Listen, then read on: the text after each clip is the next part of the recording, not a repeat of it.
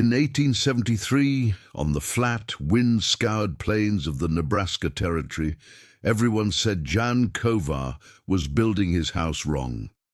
They said it again when he tore half of it down.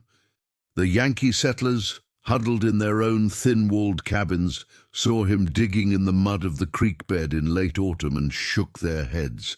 They saw him hauling stones when he should have been hauling firewood, and they muttered that the Bohemian was touched by the prairie madness.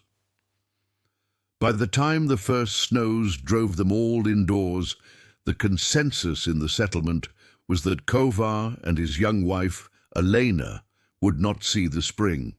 But decades later, when those same settlers' grandchildren were building their own homes, they would travel miles to see the strange, massive structure of clay and stone that still stood in the ruins of the Kovar homestead. They came to understand that Jan Kovar had not been mad. He had been the only one who truly understood the cold, the wind, and the relentless thermodynamic cruelty of the land they had chosen. He was the only one who understood that the American fireplace, the very symbol of hearth and home, was a liar. It was an engine designed to burn fuel, not to capture heat, and it was a mistake that was killing them all slowly. Jan Kovar, a quiet man who had grown up in a land of deep forests and deeper winters, knew there was another way, a way that required not more fire, but more memory. The Nebraska winter of 1872 had been their first, and it had been a lesson written in frost. Jan had built his cabin just as the land agent in Omaha had advised, and just as his neighbor, Angus McGregor, had built his. It was a standard pioneer design, a single room of cottonwood logs cut from the meager stands along the Platte River. The logs were green and prone to shrinking, but they were all he had. He had chinked the gaps with a mixture of prairie mud and dried grass, a slurry that the wind seemed to inhale for sport. At the north end of the cabin, as was the custom, he had built a fireplace. It was a shallow, wide-mouthed hearth of river stone, mortared with more clay, and topped with a rickety chimney of woven sticks and mud. McGregor had clapped him on the back when it was finished, admiring its wide opening. "That's a proper hearth, Kovar," McGregor had said, his voice booming. "That'll drink a 4-foot log and ask for another."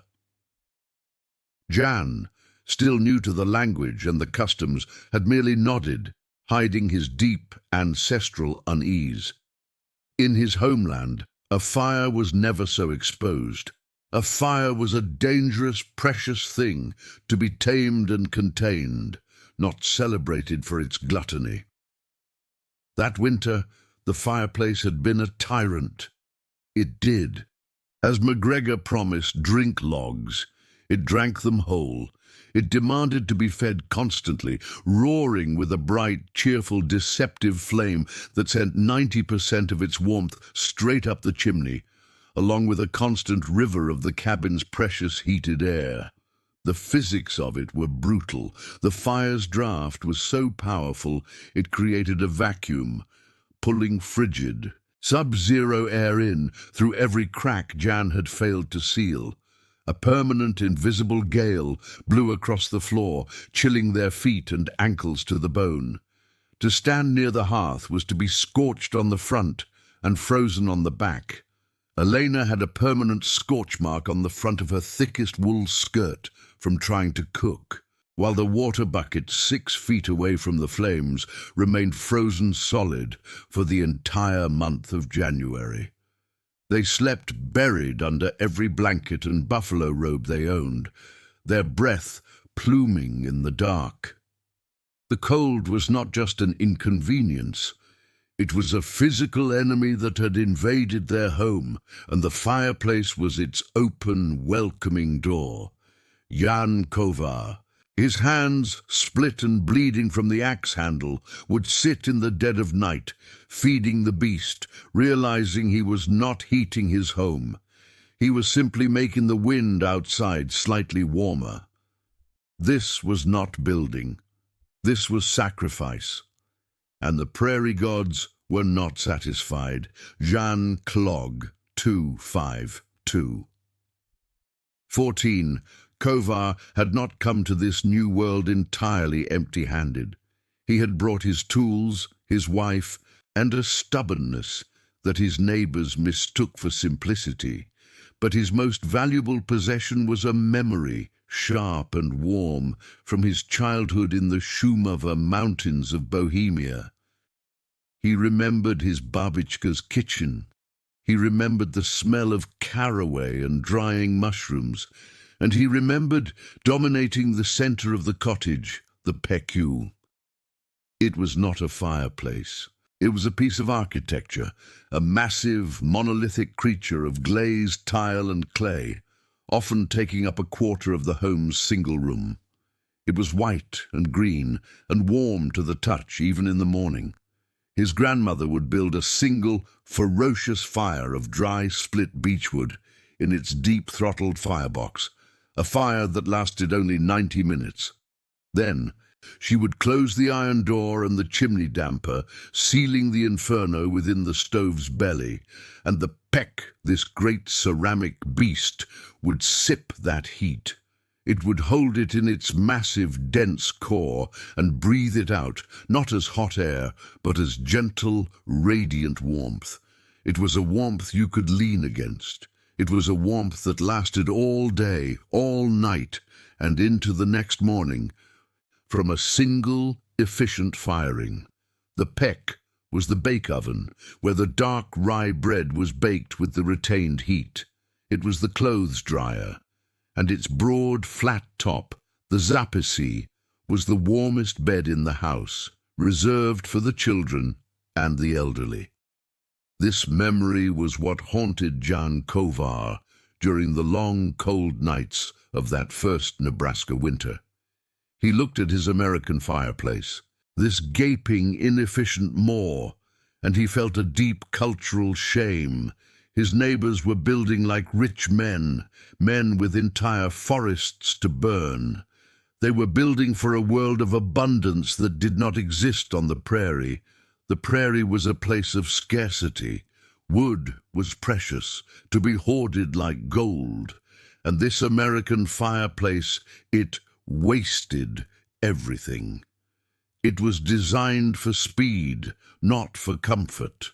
It heated the air, a gas, which was the stupidest, most fleeting way to store warmth. The peck of his ancestors did not heat the air. It heated mass. It heated hundreds, sometimes thousands, of pounds of clay, brick, and tile. And that mass, that tepelna mota, became a thermal battery. It stored the energy of the fast, hot fire and released it slowly, passively, beautifully. Jan realized that McGregor and the others were trying to fight the cold with a continuous open battle. They were trying to win by sheer force of combustion. His ancestors had learned a different lesson. They did not fight the cold. They managed it. They captured its energy and held it hostage. That winter, watching his woodpile dwindle to nothing, Jan Kovar made a decision. He would not survive another winter in a cabin that tried to heat the sky. He would build a pecky. He would build what he knew. His neighbor, Angus McGregor, had been the first to notice the failure. It was a mild Tuesday in October, but a sharp wind had sprung up, carrying the first premonition of winter. Jan Kovar was inside his cabin, using a pry bar and his heaviest sledge, systematically destroying the stone fireplace he had labored over the previous year. The noise was tremendous, a series too of sharp cracks and thundering booms as the carefully laid river stones tumbled onto the packed earth floor. McGregor, riding past on his way to track a stray mule, reined in his horse, his face a mask of pure confusion. He dismounted and peered through the open doorway. Kovar, his face black with soot and his shirt soaked in sweat, was a man possessed, heaving stones out the door, where they landed with heavy final thuds. "Kovar!" McGregor yelled over the din. "What in God's name are you doing, man? Tearing your house down just as the cold sets in? Have you lost your mind?" Jan paused, resting the sledgehammer on the floor. He wiped his face with a sleeve, leaving a long, pale streak through the grime. "I am not tearing it down, Mr. McGregor," Jan said, his English still thick with the rhythms of his homeland. "I am fixing it." McGregor gestured impatiently at the pile of rubble. "Fixing it? You've destroyed your hearth. You'll freeze before December." Jan shook his head. He pointed to the gaping hole in his wall, which was now letting in a vicious draught. "This," he said, tapping the ruined chimney, "is not a hearth. This is a hole. It eats wood. It gives nothing. It is stupid." McGregor was taken aback. The fireplace was the center of the home, a symbol of civilization on this wild frontier. To call it stupid was in its own way a kind of blasphemy. "It's how it's done, Kovar," McGregor said, his voice hardening. "It's how we've always done it." Jan picked up a smaller stone and tossed it onto the pile outside. "Yes," he said, not looking at his neighbor, "and it is wrong." He turned back to his work, leaving McGregor to stand in the doorway, sputtering. The Scotsman eventually mounted his horse, shaking his head and muttering about stubborn bohemians and New World fools. He rode off, convinced he had just witnessed the beginning of a tragedy. He was right, but it was not the one he was expecting. Jan Kovar had declared war, not on the winter, but on the foolish, wasteful way his new countrymen were preparing to meet it. He was done treating the symptom. He was going to cure the disease. The old fireplace had been built to be seen, a wide, shallow vanity. Jan's new structure would be built to be felt, a deep, hidden engine. He spent the last days of usable weather not cutting wood, but at the creek bed with his wagon and his shovel. He wasn't looking for firewood. He was looking for mass. He dug hundreds of pounds of the deep blue-grey clay that lay beneath the topsoil. He hauled load after load of river stones, not the flat, pretty ones for a facade, but the dense, heavy, rounded granite cobbles. He brought back sand. He brought back straw from the driest part of his meagre hayrick. He was assembling the ingredients for a fortress. He and Elena then began the grueling work of puddling, mixing the clay, sand, straw and water with their bare feet on a wide plank, churning it into a thick, plastic, heavy mortar. This was the corbier, the ancient earthen concrete that would form the body of his thermal battery, while McGregor and the other settlers were out with their axes, frantically trying to build a woodpile big enough to feed their insatiable fireplaces. Jan Kovar was inside his half-ruined cabin, building a giant primordial-looking sculpture of mud. He started with a foundation, a solid, 2-foot-thick plinth of the heaviest stones, mortared together with the cob. This was the base, designed to anchor the pesci to the earth and, more importantly, to not catch the wooden floor on fire. On top of this, he began to build the onishtje, the firebox. It was not wide and shallow like the American hearth. It was deep, narrow and tall, like a small cave.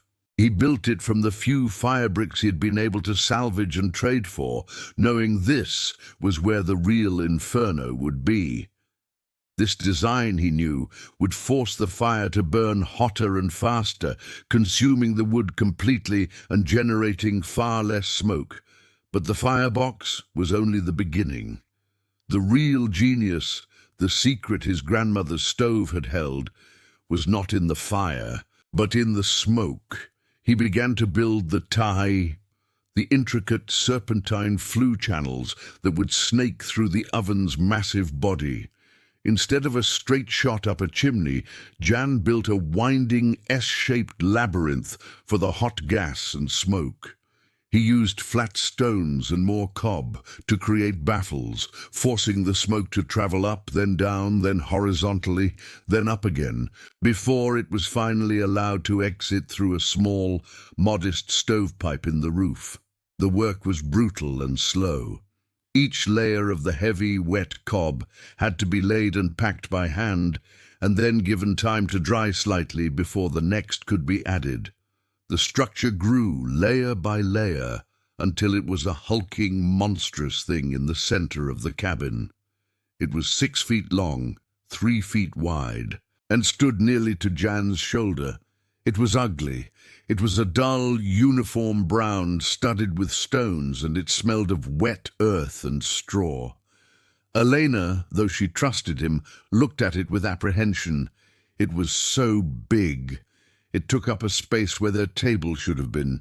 But Jan was not finished. He built a separate chamber above the firebox, connected to the flue path but sealed from the smoke. The Klebova Pek, the bake oven. He fashioned a heavy door for the firebox from a salvaged piece of a broken ploughshare. When it was done, Jan stood back. It was not the beautiful glazed tile Pek of his childhood. It was a brute, a golem of prairie mud and river stone. But as he ran his hand over its still damp, cool surface, he could feel the potential inside it. He could feel the thousands of pounds of mass, all of it just waiting to be filled with heat, waiting for the winter. The Pek needed to dry. For 6 weeks, Jan kept a tiny, smouldering fire in it, just enough to slowly drive the moisture out of its deep core.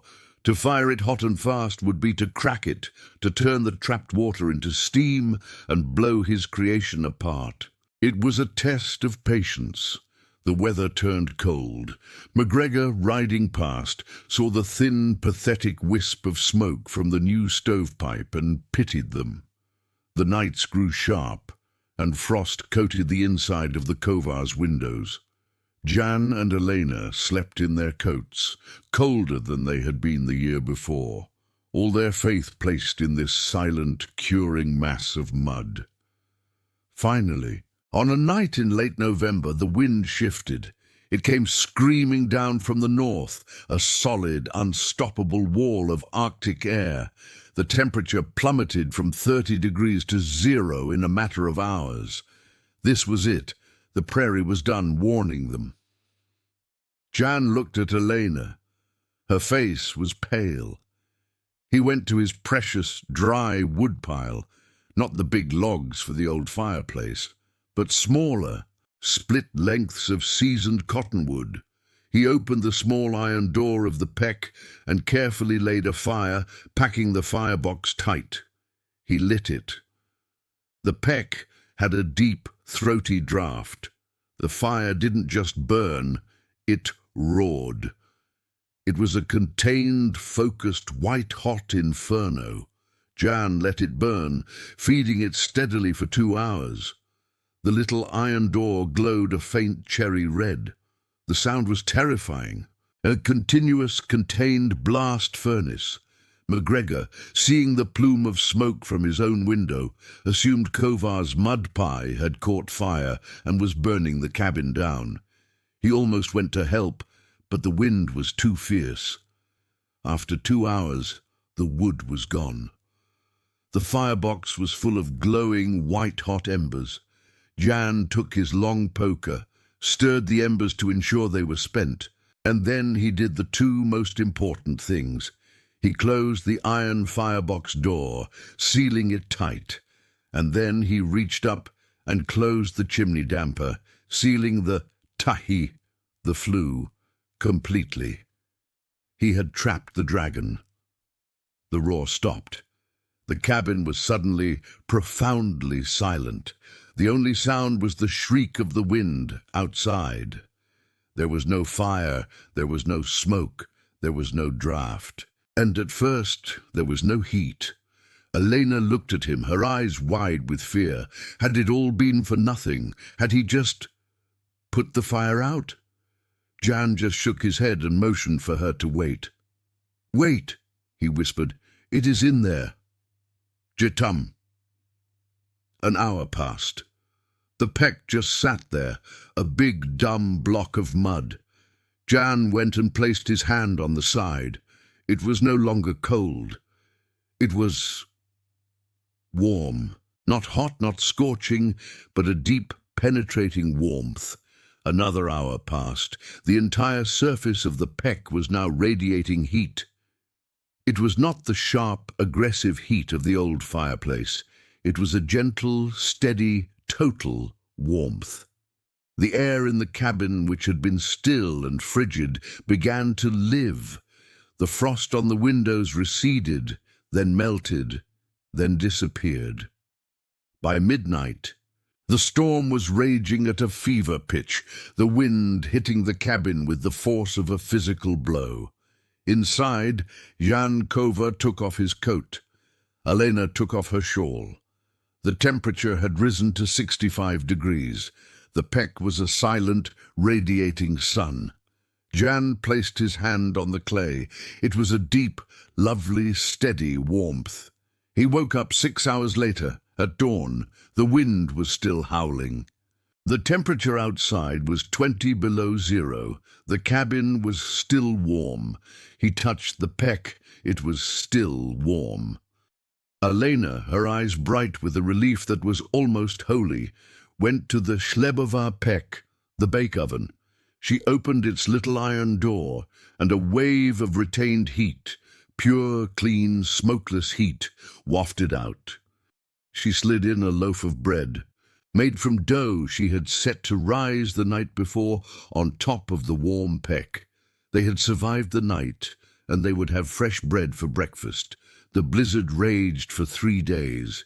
It was the great, unrecorded storm of 1873, a weather event that erased homesteads and broke the wills of lesser men. On the morning of the 4th day, the wind finally died, leaving a world of impossible, blinding white, sculpted into massive drifts. Angus MacGregor had survived, but barely.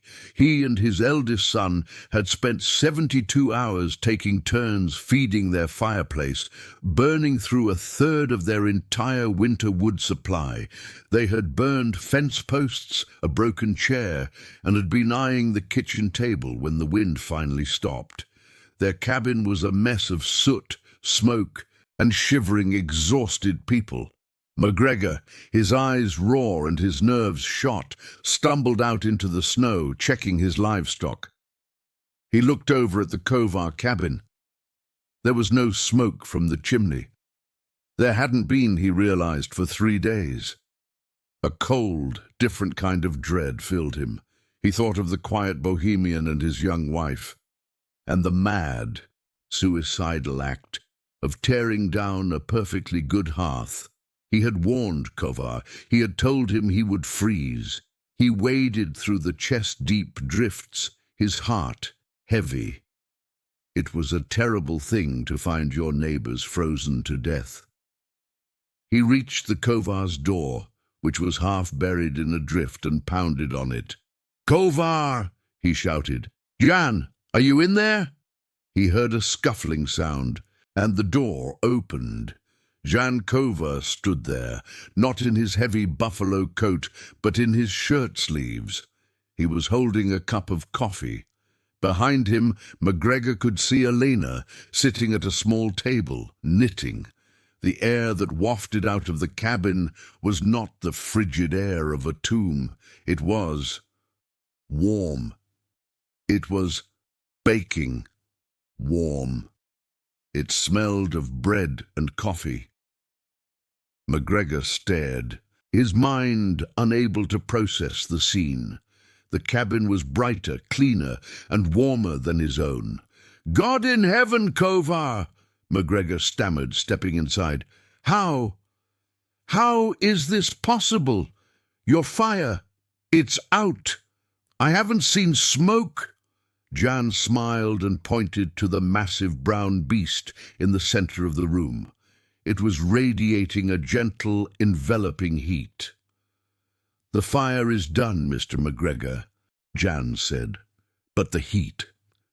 The heat is still here. We fired it 3 days ago. We will fire it again tonight." McGregor walked over to the peck and placed his hand on it, tentatively, as if it might bite. It was just warm, a solid, steady, miraculous warmth.